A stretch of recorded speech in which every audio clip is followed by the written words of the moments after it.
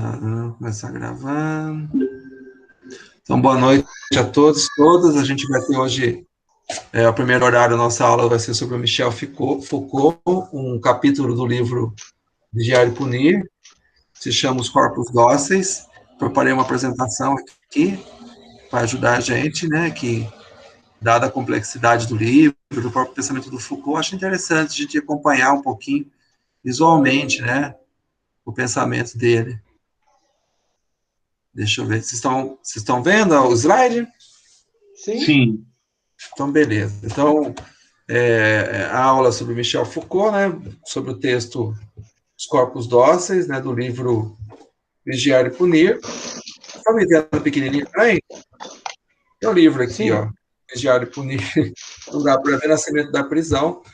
Mas o Michel Foucault, ele nasceu em 1926, ele é francês, se formou em filosofia e em psicopatologia, e ele foi professor já da universidade, que foi uma experiência de uma universidade crítica alternativa em Vincennes, e inclusive o Jackson Ancieri, que vai ser o próximo autor, né, da nossa aula, ele foi assistente do Michel Foucault por um curto período de tempo na Universidade de Vincennes, e na virada dos anos 1960 para 70, depois o Michel Foucault se tornou professor do Collège de France, que é uma prestigiada universidade, faculdade, né, em meados dos anos 70 até o final da sua vida. E ele escreveu Vigiar e Punir, talvez seu livro mais famoso, né, nos anos 1970, quando ele era professor do Collège de France. Ele tinha uma posição política anarquista ou anarco-individualista, também era homossexual, e faleceu em 1984, com apenas 57 anos, vítima da AIDS. Ele foi uma das primeiras pessoas importantes, famosas, né, além de alguns outros artistas, músicos, né, que foi vítima dessa pandemia, dessa epidemia da AIDS, que afetou muito pessoas homossexuais inicialmente, né. E ele tem, os pesquisadores costumam dividir a obra do Michel Foucault em 3 fases. A primeira é chamada de arqueologia do saber. Michel Foucault, ele é principalmente um filósofo, na verdade, ele é um filósofo. A primeira fase da obra dele, ele faz uma discussão da filosofia do conhecimento, da lógica também, mas do jeito dele, né, com livros que ele vão ser articulados como uma fase da arqueologia do saber. Ele discute os fundamentos do conhecimento, do saber na modernidade, da ciência, da medicina. Deixa eu ver se alguém está pedindo para entrar, peraí.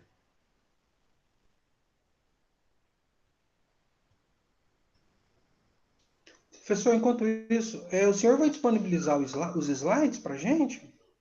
Sim, eu não disponibilizei, mas eu vou colocar lá. Alguém Eu escreveu botei alguma no coisa chat que eu aqui. achei que alguém queria entrar. Eu. Vou disponibilizar sim, viu, Anivaldo? Obrigado por lembrar, que eu preparei ele bem em cima da hora. Então, vamos voltar aqui. Desse jeito aqui fica maior, né, agora, do jeito que eu estou fazendo, né? O slide fica do mesmo jeito. Está maior, está ótimo. Maior, então é melhor assim. Aí os 2 livros talvez mais conhecidos dessa fase são História da Loucura e As Palavras e as Coisas. E aí tem a segunda fase dele, que talvez seja mais conhecida no Brasil, pelo menos na educação é bastante influente. A terceira fase tem sido cada vez mais influente, né? Mas a mais conhecida, mais famosa, mais influente, pelo menos até certo tempo, foi a segunda fase, que ele discute a filosofia do poder, da política, também no jeito dele, e é chamada de genealogia do poder, nos anos 1970. Veja que são termos tirados da filosofia do Nietzsche, que é uma grande influência para o Michel Foucault. E o livro mais famoso, né, dessa fase é justamente Vigiar e Punir, que a gente leu nos capítulos. E a terceira fase, que é uma fase que ele discute a filosofia da ética, né, ou a ética, a questão dos valores, da moral, e ele é chamado por alguns de ética ou de estética da existência, que ele propõe uma ética que, na verdade, está muito ligada à própria estética. Ele está muito presente na história da sexualidade 2 e 3. Então, é um livro que foi lançado em 1975, fruto de uma pesquisa do Foucault com documentos históricos. Então, ele era um filósofo que também fazia, do jeito dele, história, né? Trabalhava com documentos históricos. Isso aconteceu em outras obras dele, como eu citei, a História da Loucura, mas ele trabalhou aqui com diversos documentos históricos, franceses principalmente, sobre as instituições, que ele chama de instituições disciplinares, especialmente a prisão. Tanto que o subtítulo do livro Vigiar e Punir no Brasil foi Nascimento da Prisão. O original em francês não tem subtítulo. É um subtítulo que, na verdade, não dá conta de tudo que a obra faz. Vigiar e Punir é mais amplo que falar do nascimento da prisão, mas corretamente é o mote, é um assunto central da obra, é o que move a obra, então não é tão assim incorreto esse subtítulo. A obra é estruturada em 4 partes. A primeira parte se chama Suplício, e a segunda parte se chama Punição. Ambas as partes tratam da passagem da punição exemplar, que marca muito o que está no slide como poder soberano, né? Aqui nesse lado da coluna. A passagem da punição exemplar, que é basicamente os condenados, eles eram castigados, eles eram violentados, sofriam fisicamente, seja a forca, seja a tortura, ou ambas as coisas, uma depois da outra. Isso era visto como uma forma mais comum da punição, especialmente dos crimes mais graves. E tem uma passagem, então, da punição exemplar, que acontecia pelo menos até o século XVIII, na França, para a generalização da pena da prisão nas penitenciárias, com o objetivo, pelo menos, alegado de correção. Existia a pena da prisão, em outras épocas, que teve, mas a prisão sempre foi vista muito mais como a punição do que a punição por si só, né? E a ideia da punição como tendo uma função de correção, ela é algo que marca a passagem de um tipo de poder predominantemente soberano para um poder chamado disciplinar, na verdade, poderes disciplinares. E o exemplo da prisão é interessante. Né? O primeiro capítulo do livro, Vigiar e Punir, na primeira parte, trata de uma punição exemplar de um homem que matou seu pai, que era visto como um crime similar ao regicídio, a matar o soberano, o rei.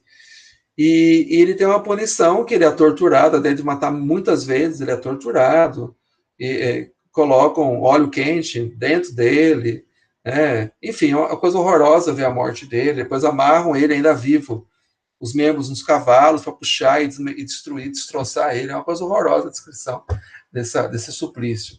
E aí, menos de 100 anos depois, a gente tem a generalização da prisão nas penitenciárias, que são vistos como lugar de vigilância e de correção.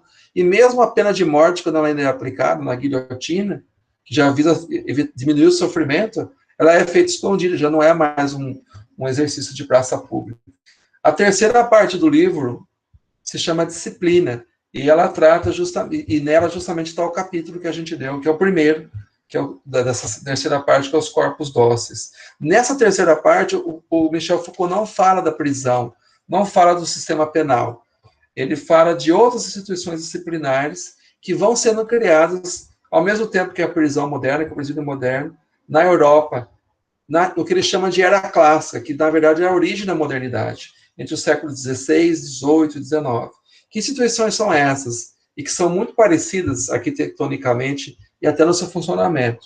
São escolas, fábricas, quartéis e hospitais. São os 4 principais exemplos dessa terceira parte, a disciplina. A quarta parte se chama prisão, e o Michel Foucault novamente volta a falar da prisão, da sua estrutura, do seu funcionamento. Nas primeiras partes do livro, ele desenvolve um argumento que vai ser importante para o restante do livro, até para entender essa parte que nós lemos, o capítulo que a gente leu, que são os 2 tipos de poder, que na verdade até hoje operam, funcionam nas sociedades, vamos chamar de ocidentais, né, em geral, né, que é o poder soberano, que ele vinha da Idade Média Europeia, existe em muitas sociedades, ainda existe, e o poder soberano, e os poderes disciplinares, as disciplinas. E o poder soberano, ele é marcado, exemplificado no sistema penal pela punição exemplar. É um poder que se exerce não de forma microscópica, de forma invisível, de forma cotidiana, mas é um poder que é visível, é externo, e que de vez em quando ele chega à sociedade e escolhe alguém para dar uma punição exemplar, super violenta, né?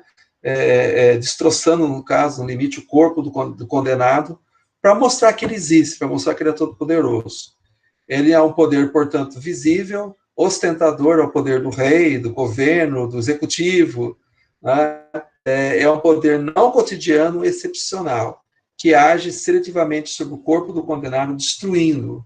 Uma coisa importante para Michel Foucault é que o poder se exerce, se aparece no corpo das pessoas, mas ainda que ele haja de forma diferente no corpo das pessoas. O poder soberano costuma se manter longe do corpo das pessoas comuns, e de vez em quando, para exemplificar a sua força, para exemplificar a sua existência, ele escolhe uma ou algumas pessoas e destroça os corpos dela para mostrar o seu poder.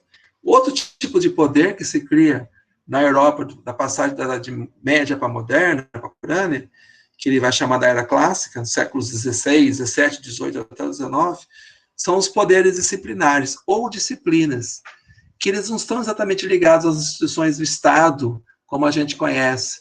O objetivo dos poderes disciplinares, que é aqueles que acontecem na prisão, nas fábricas, nas escolas, nos quartéis, nos hospitais, o objetivo dele é a correção disciplinadora.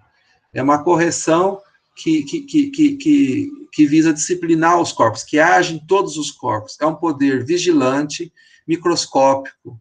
É um poder que muitas vezes é invisível, pouco aparente, mas que está no cotidiano. Ele é contínuo, ele se exerce o tempo todo, agindo sobre o corpo de todas as pessoas, não de apenas algumas, com o objetivo de disciplinar esses corpos, de fazer com que eles adotem certas condutas, forma de viver, de ser, de pensar. A terceira parte, então, só para dizer que esses dois tipos de poder atravessam ainda a sociedade contemporânea, mas o primeiro marca outras sociedades, e só que o segundo, que é o poder disciplinar, ele pode ser visto, de uma certa interpretação do Foucault, como o criador da sociedade, do mundo moderno. Então, Michel Foucault apresenta a gênese, a gestação do mundo moderno, pelo menos no nível europeu, não como fruto das revoluções, da libertação individual, também como isso, mas principalmente como fruto de um novo tipo de poder, de novos tipos de poderes, que são as disciplinas. E até mesmo o próprio Estado, ele vai passar a agir, muitas vezes, com um poder disciplinador, corretivo, mais do que um poder soberano ostentador. Isso é uma coisa que ele discute também. Na terceira parte do livro, Disciplinas, ele é formado por 3 capítulos, o que a gente lê, os corpos dóceis. O capítulo 2 se chama Os Recursos para o Bom Adestramento, que também é interessante para quem discute educação. Ele trata da vigilância hierárquica, da sanção normalizadora e do exame. Já são mecanismos que marcam a escola contemporânea, e marcam também a fábrica, os hospitais, as prisões, os quartéis, né? Os orfanatos e outras instituições disciplinares que foram sendo criadas, né? O hospício, o sanatório, etc. E o terceiro capítulo da terceira parte se chama o panoptismo, que fala sobre um ideal da instituição disciplinar, pelo menos um ideal arquitetônico, que é o panóptico, que é uma espécie de um prédio que é feito, que é um pavilhão circular, formado por celas, por salas de aula, por oficinas, que se quiserem pôr, e uma torre central de vigilância fica no centro dessa construção. Inclusive, no livro é muito interessante que tem algumas imagens de panópticos e algumas prisões que funcionam, que adotam o modelo do panóptico.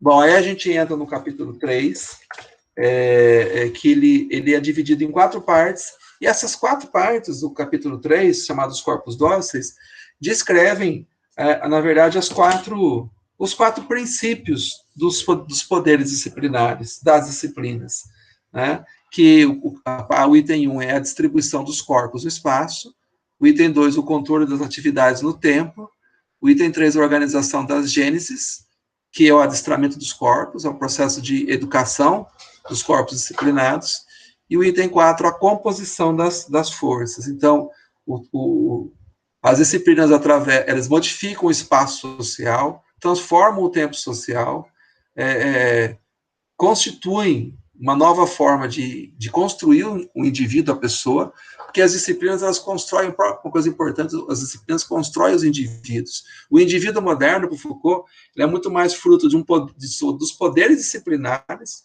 de um exercício de um poder, de uma dominação, do que um exercício de uma liberdade que se conquista.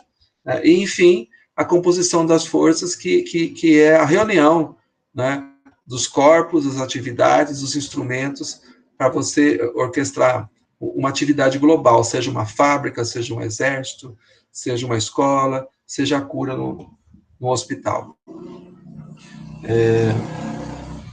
Ele vai mostrar ao longo do capítulo que essas disciplinas, elas foram recriações, e teve invenção, mas teve muita recriação de tradições que existiam já antes da Idade Moderna, especialmente das ordens religiosas monásticas, os mosteiros, né?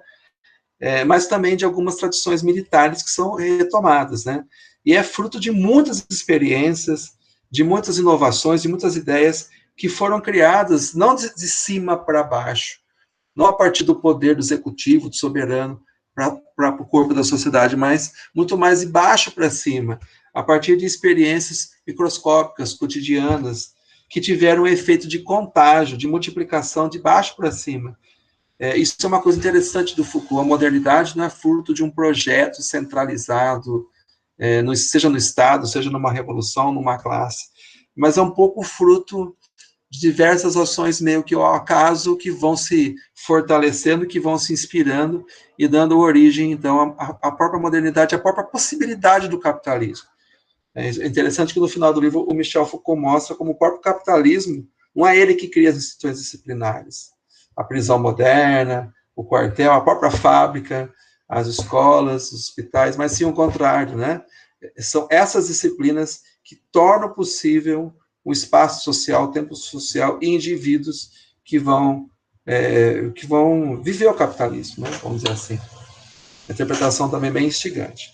Aí, tentando discutir cada princípio, primeiro é a distribuição dos corpos no espaço. Ele discute primeiro o princípio da clausura ou do cercamento, que começou nos colégios, nas escolas, que adotam o sistema dos conventos, dos mosteiros, e os colégios se tornam, muitos deles, internatos, em que a criança ou adolescente vive nessa escola, nesse colégio.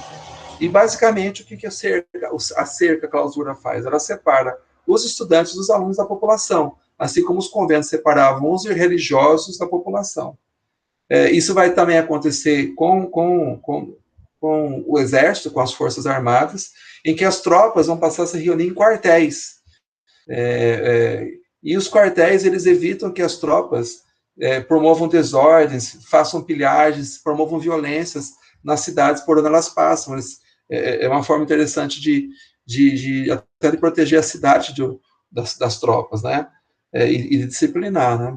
Depois ele vai discutir o princípio de quadriculamento, que é não apenas você separar a instituição disciplinar do resto da sociedade, mas dentro dessa instituição você quadricular o espaço e colocar cada indivíduo num espaço.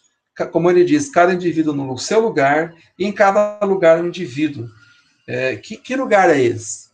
Esse lugar é a classe, é a carteira, é o quarto, é a linha de montagem, é a cela da prisão, é o lugar da fila, seja a fila da classe, na tropa, na linha de montagem, né, dentro do próprio espaço do hospital. É interessante que esses princípios, essas soluções que surgem numa instituição são adotadas por outras, né? O que se pensa no quartel pode ser adotado na prisão, na escola, na fábrica, no hospital. O Michel Foucault diz em certo momento que nada mais parecido que uma escola, nada mais parecido entre si que uma escola, uma prisão, um hospital, uma fábrica, todas elas têm uma forma de organização do espaço, às vezes até a arquitetura muito semelhante. Em seguida, a regra das localizações funcionais. A ideia de que cada lugar determinado, ou seja, cada quadrado, cada espaço quadriculado, onde tem um indivíduo, tem que ser um espaço útil. Então, o lugar que está cercado, a cela, a sala, a linha de montagem, o lugar da cura tem que ser um espaço útil. Isso ele cita como exemplo são os primeiros hospitais, especialmente os militares e os marítimos, e que há um cercamento, uma separação do hospital do resto da sociedade, há um quadriculamento do espaço, divisão em quartos, e também cada cama tem um sujeito que tem um tipo de doença, mas não é só para colocar cada coisa no seu lugar, mas o espaço tem que ser útil. Ele serve para evitar deserções, serve para fiscalizar os remédios, fiscalizar as rações, ver quantas pessoas foram curadas, quantas pessoas morreram, quais doenças estão aparecendo, quem são os doentes, se está havendo contágio. Né? Então, o espaço passa a ser um espaço útil. As fábricas, desde o fim do século XVIII, passam a ser edifícios cada vez maiores e ser divididas em oficinas, e cada oficina tem a sua especialidade. Né? Então, o espaço se divide e o espaço tem que ser útil. Finalmente, a unidade é a posição na fila. O lugar, a fila, o que é? É o lugar que alguém ocupa numa classificação. E esse lugar na fila, ele não é nunca fixo. Os corpos que estão em certa posição na fila, eles vão mudar de lugar. Né? Pessoal, só perguntando, vocês estão me acompanhando? Tá tudo bem? Sim. Tá. Não é que para de funcionar a internet? Não deixa. Tá, vamos seguir então. Posso... Eu não entendi, professor, essa última parte que o senhor disse, dos corpos na fila que vão... Eu vou repetir. Então, a unidade é a posição na fila. Cada corpo, cada indivíduo ocupa um lugar na classificação, na fila, seja a fila na escola, a fila na tropa, seja a linha de montagem, seja um lugar dentro do hospital. E a fila, o lugar na fila individualiza os corpos, mas também classifica os corpos. E também permite muitas combinações. Você pode mudar as pessoas do lugar das filas e você constrói outras combinações. O exemplo que ele dá é justamente da classe, da sala de aula. A classe é um termo que era usado nas escolas dos jesuítas. E a classe jesuítica, ela usava termos militares romanos. A classe jesuítica era uma espécie de decúria romana. Ela era composta, no fim, por 10 pessoas. Então, a classe jesuítica, no fundo, ela era uma massa militar. Era um coletivo. A classe não era feita por filas, e cada fila tinha alguns indivíduos que você seguia por carteira separado. Ainda o modelo da classe jesuítica era o modelo de uma massa militar. Tem alguém com o microfone ligado, viu, gente? Está fazendo isso. O que acontece com a escola moderna? Você cria uma classe que é homogênea, formada por alunos que estão no mesmo nível. Espera aí, gente. É o microfone do Cláudio que está aberto. Oi, Cláudio, tudo bem? Seu microfone está ligado, Cláudio. Se você puder desligar, está dando interferência. Mas não estamos ouvindo você falar. Não. Aconteceu alguma coisa. Tá, ok, está ouvindo? Não, né? Agora sim. Eu botei um exemplo aqui, ISO 9000, né? Que é um certificado de qualidade que é implementado na indústria, né? Que tem todos esses princípios, né? E o interessante aqui é as localizações funcionais. Eu já participei da implantação da ISO em uma empresa e, por exemplo, eles separam como é o layout da empresa através disso, né? Da localização, o quadriculamento e a localização funcional.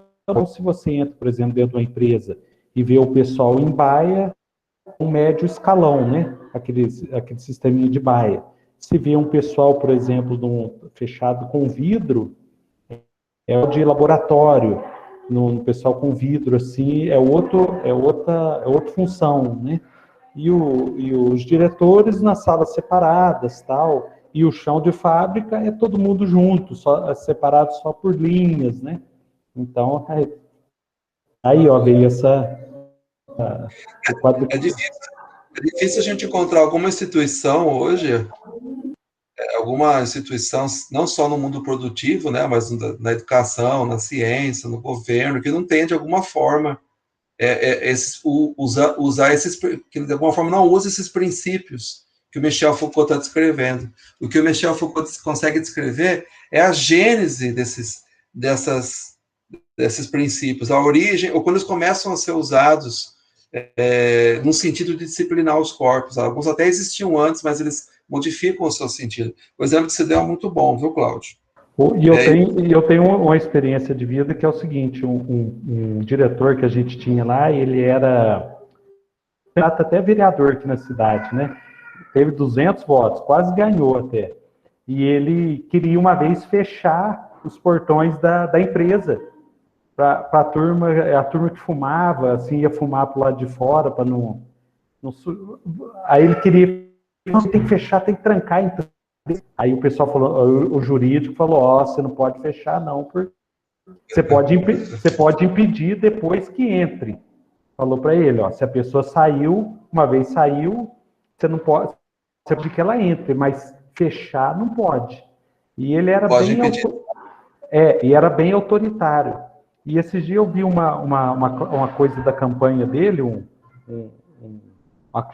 negócio da campanha dele ali, que ele falou assim, eu quando vereador, eu quero aproximar o cidadão do vereador, é uma das bandeiras da minha campanha, né? Ele falou isso em público. Aí um dia dentro da empresa, ele falou para a gente numa reunião, ele falou assim, vocês têm, aqui nessa empresa, vocês têm um privilégio de ter acesso à diretoria, entendeu? A empresa era pequena, nada a ver o cara falar isso, entendeu? Um ambiente mais produtivo, e uma empresa de 50 funcionários, um dos diretores dizer isso, né? É porque ele era um autoritário mesmo, né? E agora chega na campanha, o cara fala ao contrário, fala que o cidadão vai ter acesso, tem que tirar esse distanciamento do cidadão. Você deu um exemplo interessante de que existem instituições democráticas, ou mais ou menos democráticas, né, e que se espera o diálogo, a abertura para o diálogo, as eleições, mas grande parte das instituições onde a gente vive e passa são extremamente autoritárias. É isso que o Michel Foucault está mostrando, né? Do quanto que grande parte da nossa vida cotidiana é extremamente autoritária, baseada nos princípios das disciplinas. Pode terminar, Cláudio. Nós tivemos sorte, que ele não ganhou, né? O número de votos. Os outros ganharam, talvez não é tão diferente. Mas vamos seguir aqui. Então, o exemplo da construção da classe de aula homogênea, com alunos com idades parecidas, e aí você coloca eles em filas, seja a fila na própria sala de aula, nos corredores, nos pátios, só que a colocação de cada aluno na fila, ela muda ao longo do tempo, né? Conforme os alunos vão evoluindo, entre aspas, no aprendizado, aumentam a idade, eles vão mudando de lugar, de sala, de fila, vindo mais para frente, mais para trás, se eles evoluem ou se evoluem, ou se comportam mal, vamos dizer assim, as próprias classes, elas se alinham por idade, e os próprios conteúdos ministrados passam a ter uma sucessão prevista, né? E sendo que as salas, vamos chamar assim, de pré-modernas, isso acontece até em algumas escolas rurais, né?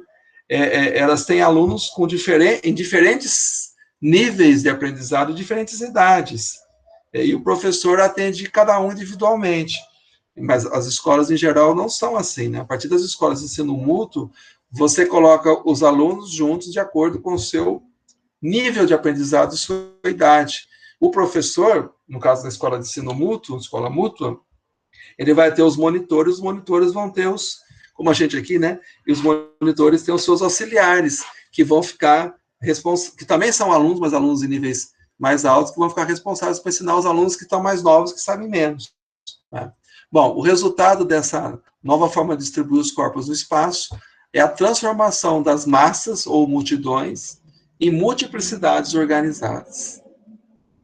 Tá? Vamos seguir agora para a segunda parte, que é o tempo, né? Os princípios disciplinares aplicados ao tempo. que basicamente passa pelo controle das atividades. O primeiro grande princípio é o horário, uma grande técnica disciplinar é o horário, que também é uma herança das comunidades monásticas com fins religiosos. Então, tinha hora estabelecida para acordar, para oração, para missa, para reflexão, para leitura, né? A ideia de horas, de horários, tem a ver com a própria palavra oração, tem a ver com as horas, né? Que tinha o momento da oração, né? E essa é uma outra herança das comunidades monásticas, dos mosteiros, para as instituições disciplinares, só que não mais com fins religiosos, mas sim com a finalidade de controle, de disciplina, né? E de produtividade. Então, ele passa a ser aplicado logo, né, em colégios, oficinas e hospitais. Não só determinando as horas, também vai se afinando, passa a delimitar os quartos de hora, os minutos e até mesmo os segundos. Cada vez se determina de forma mais rigorosa, em normas e regulamentos, o que se deve fazer, às vezes até em cada segundo. Como tem uma citação aqui do texto, que eu vou ler brevemente, que diz assim, ó, são as normas na escola do La Salle, né? A última pancada do relógio, um aluno baterá o sino. E ao primeiro toque, todos os alunos se porão de joelhos, com os braços cruzados e os olhos baixos. Terminada a oração, o professor fará um sinal para os alunos se levantarem, um segundo para saudarem Cristo e o terceiro para se sentarem. Depois tem um exemplo da fábrica, parecido com o que o Cláudio citou para a gente. Se acontecer que os operários cheguem mais tarde que um quarto de hora depois que topar a campainha, aquele companheiro que for chamado durante o trabalho e que perder mais de 5 minutos, aquele que não estiver em seu trabalho na hora precisa, então as regras depois estipulam as punições, né, ou o que pode ou não pode fazer. E a ideia, por exemplo, né, na casa do cercamento, é que o operário não pudesse sair da fábrica no tempo do trabalho dele mesmo, né, é que a lei hoje não permite mais isso. E não só controlar o tempo, mas fazer com que o tempo seja empregado de forma útil. Então, tem aqui as normas dizendo que não pode fazer durante o horário do trabalho, ou durante a lição na sala de aula. Não pode fazer brincadeira, não pode conversar, não pode comer, não pode contar piada, não pode chamar a atenção dos outros, né? Então, o tempo não tem que ser só organizado, controlado, mas tem que ser um tempo útil. Bom, além de estabelecer o horário, o ritmo, há um estabelecimento do ritmo, que é a elaboração temporal do ato, como que deve ser o ato, quais são os atos, as partes sucessivas de cada ato, os gestos que constituem um ato. Então, tem um exemplo do texto de como controlar a marcha da tropa, né, no século XVIII, que era muito genérico, seguir o ritmo do tambor. A massa dos soldados da tropa segue o ritmo do tambor.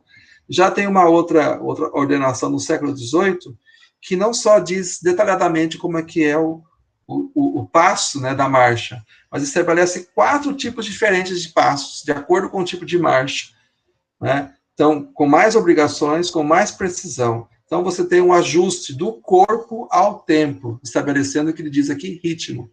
Mas não só isso, você também tem que estabelecer uma correlação entre o corpo e o seu gesto. O exemplo que o Foucault traz é de um manual de caligrafia que explica como que deve ser a posição do corpo, de cada membro do corpo, para a escrita correta, não é? E aí, cada vez mais a fundo, a correlação também entre o corpo e o objeto, que tem um exemplo aqui das normas, das regras militares, de como usar de forma correta o fuzil, o armamento do fuzil. De um lado, você diz quais são os elementos do corpo que são usados, para cada gesto, para cada momento da manobra, e de outro, quais são os elementos do fuzil que eu uso, parafuso, né? Então, de um lado a perna, de outro parafuso, de outro o estômago, de outro enfim, estou dando aquele referente. O fecho, né? O prumo, o cano, né? Então, de um lado tem os elementos do fuzil e do outro lado as partes do corpo que operam cada parte do fuzil, em qual momento e qual sequência. E depois ele dá, enfim, a utilização exaustiva do tempo. Não se trata apenas de evitar a perda do tempo. No caso dos mosteiros, você não podia perder tempo, o seu corpo não ficar pensando em bobagem, você ia ao pecado, né? No caso da fábrica, do colégio, do hospital, do quartel, é um uso otimizado do tempo. O tempo tem que ser cada vez mais útil e cada vez mais intensamente útil, né? Isso não só no trabalho nas fábricas para produzir mais, mas na sala de aula para aprender mais e mais rápido, no quartel para ser mais agressivo, violento e conseguir vencer a guerra, no hospital para produzir a cura, né? Então, o tempo tem que ser otimizado, cada vez mais intensamente utilizado. O exemplo são os regulamentos militares de Frederico II da Prússia, muito famosos no século XVIII, que determinam 6 tempos para pôr a arma em pé, 4 tempos para estender a arma, 13 tempos para colocá-la ao contrário no ombro. Então, não é só usar direito a arma, saber qual parte do corpo vai em cada parte da arma, mas a sequência, e a sequência da forma mais rápida e útil possível. E a escola múltipla deu exemplo, né? Em vez de um professor passar 2 minutos por aula com um aluno, você vai fazer com que, durante todo o tempo da aula, todos os alunos trabalhem, porque eles vão estar divididos em idade e níveis de conhecimento. O professor, então, vai ter ao seu dispor monitores, que, por sua vez, têm os adjuntos, que vão estar com os alunos, orientando os alunos e vigiando as lições, de acordo com o nível que esses alunos estão. Conforme o aluno vai mudando de nível, ele muda de lugar. Um exemplo que a gente deu lá atrás, né? E também o próprio ritmo da sala de aula, assim como da fábrica, assim como da tropa, ele passa cada vez mais imposto por sinais mais precisos, apitos, comandos, sinetas, palmas, gestos, falas, né? Tem vários exemplos interessantíssimos no texto. O resultado, o tempo se torna tempo útil e o corpo se torna corpo-máquina. Eu acho que uma experiência que talvez alguns de vocês tenham tido aqui, e acho que o extremo disso é o que se faz na preparação de um atleta, né? Um exemplo que eu tive foi de fazer aula de natação, já não tão novo assim, e o professor ensina para você cada gesto, para cada tipo de nado que você tem que fazer, e você vai meio que decorando, né? Quando você vê, você parece um peixe de tão rápido que você nada, né? O corpo deixa de ser um corpo simplesmente orgânico, disforme e se torna um corpo máquina, e o tempo se torna um tempo que tem que ser aproveitado em cada segundo dele. Gente, se alguém tiver alguma pergunta, algum comentário, fiquem à vontade para interromper, tá? É só chamar, porque eu não vejo vocês, tá? Beleza? Agora eu só dei uma xeretadinha aqui. Vamos para a terceira parte, que é o terceiro princípio das técnicas disciplinares, que é a organização das gênesis, que é você ensinar as pessoas a serem disciplinadas e úteis, e formar o corpo delas como um corpo disciplinar, porque para Foucault, o indivíduo é um corpo, a pessoa é um corpo, né? E se existe alma para Foucault, ela é uma ilusão que as disciplinas criam e a gente introjeta em nosso corpo, né? Ele diz isso em outros momentos da obra dele. Não, mas não é o caso agora de discutir isso, né? Ele vai dar um exemplo de uma escola da fábrica dos Gobelins, na França, e vai mostrar um regulamento dessa escola de 1131, e depois, 500 anos depois, em 1667. Em 1131, na verdade, o que impera é um modelo mestre-aprendiz, em que os aprendizes moram e trabalham nas casas dos mestres, onde também é a oficina, e vão aprendendo, estando a serviço do mestre, vão aprendendo a ser artesãos. Quando termina o tempo deles de serviço ao mestre, eles se tornavam, então, mestres também. O que acontece 500 anos depois? É uma escola que se baseia nos princípios atuais da escola, não é mais o aprendizado do ofício, do artesanato tradicional. É uma escola que vai funcionar nos modelos que a gente citou antes, da escola mútua, cada vez mais, né? Primeira coisa, o tempo, né? A duração do tempo é dividida em segmentos. O que significa isso? O que é? Primeiro você separa o tempo de formação do tempo da prática, o tempo do treinamento do tempo do exercício efetivo de uma ação, né? Por exemplo, separar os recrutas, aqueles que estão aprendendo a ser soldados, dos veteranos nos exercícios. E às vezes você pode até colocar o veterano para ensinar o recruta, mas são coisas diferentes, não mistura mais os aprendizes com os que já são maduros, né? E também você separar os quartéis, para quem é do serviço armado, para as escolas militares. Ainda que as duas funcionem do mesmo jeito você separa aqueles que estão aprendendo daqueles que já aprenderam. A segunda coisa é o estabelecimento de exercícios, não é? De você, em vez de você fazer o gesto da guerra, o gesto da produção, você vai fazer um exercício que prepara o seu corpo para produzir aquele gesto, né? Você tem o tempo do aprendizado, o tempo de exercícios. E muitas vezes os exercícios, eles vão de gestos elementares. Por exemplo, quando a gente aprende uma luta marcial como o judô, você aprende primeiro a cair, depois você aprende a usar as pernas, depois você aprende a usar o braço, só lá mais para frente que você reúne tudo e você vai lutar. Como que era o aprendizado tradicionalmente clássico? Você ia lutar e aprendia lutando. O que acontece agora? Você vai dividir a manobra, né, o gesto, em gestos simples, em elementos, né, em gestos elementares que vão se compondo conforme você vai aprendendo aquele exercício. Tá? Bom, isso daí serve para o quartel, mas serve também para as escolas, né? E até para a própria fábrica, né? Para aquele que é aprendiz, né? Você vai criar as escolas, né? As fábricas, né? E a prova, o exame finaliza as sequências temporais, né? De novo, o exemplo que ele dá é a escola militar do quartel, que você tem que mostrar que aprendeu o exercício, aprendeu a manobra, para você conseguir passar de recruta para soldado regular, por exemplo. Qual é o resultado? Como eu disse, a própria criação da gente, do indivíduo. Nós somos objeto e produto das disciplinas modernas. Nós somos objeto enquanto corpo e produto enquanto corpo disciplinado e útil. Nós somos indivíduos que somos capazes de ser separados da nossa comunidade de origem, nossa família, colocados à parte e tornados uma ferramenta, uma força pura e impessoal em instituições. A gente é arrancado da família, da comunidade, e se torna um operário na fábrica, arrancado da família, da comunidade, e se torna um soldado no exército, né? Ou é tratado como um doente, ou como alguém que precisa dar cura no hospital, ou finalmente como um aprendiz numa instituição escolar, não é?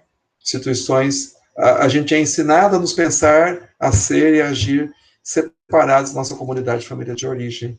Então, o indivíduo é alguém que se isola da sua comunidade original, da família de origem, e vira uma ferramenta, ou um dínamo, né, uma força bruta. Enfim, a composição das forças, que é a produção coletiva, né, seja uma alta produtividade na indústria, seja um alto rendimento das tropas, a ganhar a guerra com as tropas, com as forças militares, seja conseguir a saúde dos doentes no hospital, seja ensinar muitas pessoas, né, formar muitas pessoas numa escola, né? Essa é uma produção coletiva que pode ser a saúde, pode ser o aprendizado, pode ser uma mercadoria, ou pode ser a guerra. Você tem, então, um primeiro elemento dessa composição das forças, né, que é o momento de elaborar uma estratégia, né? Todos os outros são as táticas, e agora você reúne as táticas e você tem a estratégia. Primeiro, a redução funcional do corpo, a peça da máquina multissegmentar. E o exemplo que ele dá do exército, o exército, as tropas, usavam primeiro o modelo da massa. A massa, um corpo de soldados, máximo com um mosquete, que funcionavam como um projétil, um muro, uma fortaleza. O que acontece nas tropas modernas? Especialmente por causa da invenção do fuzil, mas não só. Você passa a ter o regimento, o batalhão, a seção, não mais a massa. Normalmente alinhados, em filas, né? Cada soldado passa a ter um lugar preciso, ter a máxima eficiência, e ter nas mãos um fuzil. O exemplo da infantaria, que é o corpo de soldados que vai à frente, né, de uma tropa, né, do exército, e que passam a portar o fuzil, e que não vão mais como um projeto, uma massa, ou funcionam como uma fortaleza, mas eles funcionam como uma fila armada, que estrategicamente vai tentar matar o inimigo, né? é um instrumento da infantaria mais rápido, desculpa, o fuzil. Ele é uma arma mais rápida, mais precisa, e que valoriza muito a habilidade individual. Então, o indivíduo tem que ser treinado, adestrado, para saber usar o fuzil com precisão. O próprio Marx é citado na página nota 50, que ele compara a recomposição dos soldados na infantaria moderna com a nova forma de recompor os trabalhadores de uma fábrica. Ele mostra quanto que a fábrica é semelhante a uma infantaria, a um exército. É muito interessante. Depois, a combinação em tempos compostos e várias séries cronológicas. Você vai atribuir uma atividade, uma tarefa, ou uma série de tarefas de acordo com a idade do soldado. Então, se ele é criança, adulto ou velho, tem uma tarefa diferente, de acordo com sua possibilidade, de acordo com seu nível de aprendizado. E quando ele fica mais velho, ele tem uma diminuição das suas possibilidades, mas ele pode fazer certas coisas, né, semelhante às crianças na fábrica. Ou, no caso do soldado, ele pode treinar as crianças, né? A mesma coisa acontece com o operário, a mesma coisa com a escola, né? Na escola multa, de novo o exemplo que ele dá, todos ensinam ou aprendem o tempo todo. E alguns aprendem e ensinam, como os monitores e os adjuntos, né? Cada um, de acordo com a sua idade, de acordo com o seu grau de desenvolvimento, no caso da escola, vai ter uma função, e vai estar o tempo todo ensinando ou aprendendo. Enfim, um sistema preciso de comando. O soldado deve saber obedecer prontamente à ordem, um sinal que é emitido por um superior, assim como os alunos na escola têm que imediatamente obedecer o sinal, né? Seja do sino, da palma, o gesto, olhar, até mesmo um olhar do mestre ou ordens breves, né? O resultado é a formação de novos coletivos que são formados por indivíduos que podem serem trocados, eles são intercambiáveis, são indivíduos que são, inclusive, produzidos dentro desses coletivos, são disciplinados nesses coletivos. Quais coletivos são esses, né, que são novos? O exército moderno, a escola, a fábrica, os pacientes de um hospital, de um hospício, ou os presos de uma prisão. Então, a sociedade moderna, ela passa pela criação do indivíduo, que é um sujeito força, um sujeito peça, e pela criação de novas instituições, de novos coletivos, que são máquinas produtivas, né? Seja a produção da guerra, seja a produção do aprendizado, de mercadorias, ou da saúde, ou então a produção de uma pena corretiva, que é o caso da prisão. Poxa. Vamos abrir, então, para... Deixa eu fechar aqui a apresentação e eu abro para perguntas, comentários, fiquem à vontade.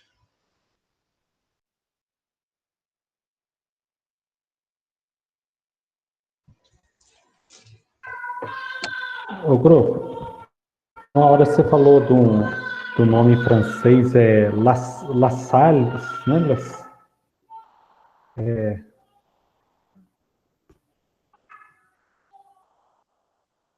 Sim, o La Salle, ele é bastante citado pelo Foucault. O que é o que é o La Salle? Picou um pouquinho a sua fala, Cláudio. Pode perguntar de novo? O que é o La Salle? É o autor? Ele era um religioso que ajudou a criar uns colégios na França, os colégios já no estilo disciplinar moderno, assim, né? Criou regras que foram dando origem à escola moderna. Okay. Que não é os salesianos, o Dom Bosco, apesar que o Dom Bosco fez isso também na Itália, né? Ainda que acho que deve ter inspiração. Tá? Eu acho que tem no Brasil alguns colégios laçalistas. No Rio de Janeiro tem. Olha lá, o Douglas conhece. Não tem, Douglas? Tem, é um centro universitário, é um colégio, e também tem um centro universitário que chama Universidade La Salle, no Rio de Janeiro. Que vem dessa ordem religiosa. É que o texto que eu passei para vocês, ele não tem as notas, sem as notas de rodapé. Tem a nota, mas não tem. E eu estou com um livro, até vou mostrar aqui o livro. Esse livro, as notas vão no rodapé mesmo, então é muito melhor. Vou ver se eu faço isso nas próximas vezes, porque aí você vê quantas vezes ele cita o La Salle, ele cita o Marques, ele cita quais regimentos ele cita, né, os militares que ele cita, é bem interessante. Mas o La Salle, ele cita bastante. Tá bom? Mais alguma questão, gente? Então tá bom. Vamos fazer uma... Professor, Pode falar, lógico, Nivaldo, por favor.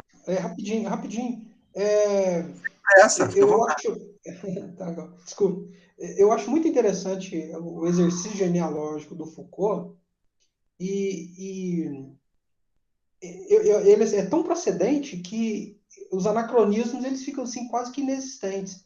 Né? Porque se você pegar a teoria do Foucault e fazer uma análise, uma leitura, né, da educação, da escola, né, contemporânea, ainda é atual a teoria, sabe? Assim, é muito atual. Então, eu fico imaginando, né, que esse tempo, fazendo uma reflexão de quarentena, né, de aula remota, e trouxe à baila uma discussão bem interessante, porque talvez pela primeira vez a escola não dá conta de vigiar os seus alunos. Né? Então, eu trabalho numa escola privada e eu percebo uma necessidade, né, da escola em impor aos alunos que eles liguem as câmeras.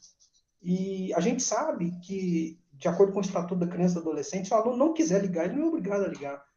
E aí, então, vive um grande paradoxo, porque ela não tem como mais vigiar o menino. Então, a questão da disciplina, né, da sociedade disciplinar, se o menino está deitado, se ele está dormindo, ele não tem controle, ela perdeu o controle dos meninos.